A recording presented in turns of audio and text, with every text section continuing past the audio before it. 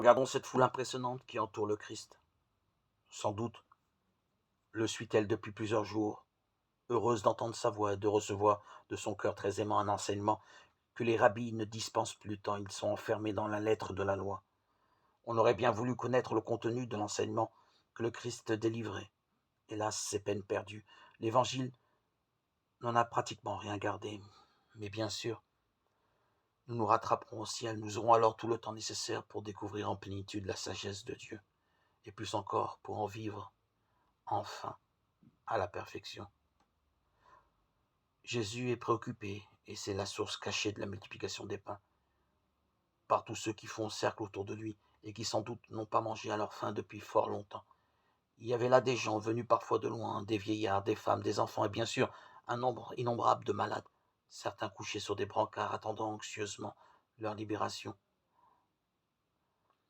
À l'heure où nous les rejoignons, pourquoi ne pas l'imaginer? Il est autour de 7 heures du soir, le soleil commence à baisser. Que voulez-vous, les prédications de ces temps-là ne duraient pas un quart d'heure comme à nos rassemblements, mais plusieurs heures, à tel point que certains fans du Christ, qui n'ont rien mangé depuis longtemps, sont sur le point de défaillir. Aussi, Jésus prend en main la situation, d'autant plus que son intention est d'écrire l'une des plus belles pages de l'Évangile. De leur côté, les apôtres, qui voient bien que l'on ne peut apparemment rien faire pour cette foule désormais sans force, supplient leur maître de la renvoyer. Mais Jésus, lui, ne mange pas de ce pain-là. Pour lui, la foule n'existe pas. Ce qui existe, c'est chaque personne, qui mérite attention et respect. Et comme il entend communiquer cette manière de voir à ses apôtres, il leur lance en plein visage: donnez-leur vous-même à manger. Et à eux de répondre: mais tu sais bien que nous n'avons rien à leur donner, si ce n'est 3 pains et 2 malheureux poissons. Mais Jésus fait la sourde oreille, il ne tient pas compte de cette remarque, et sans attendre, il donne l'ordre aux apôtres de faire asseoir tout le monde par groupe de 50. Voyez ici là aussi le sens de l'organisation.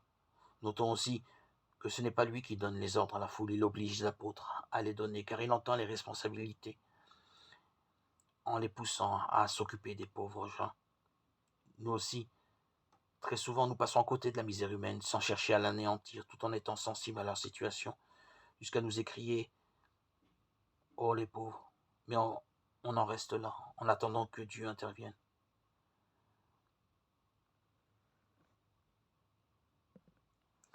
Essayons d'être concrets dans l'amour que nous portons aux autres, de même que Jésus, par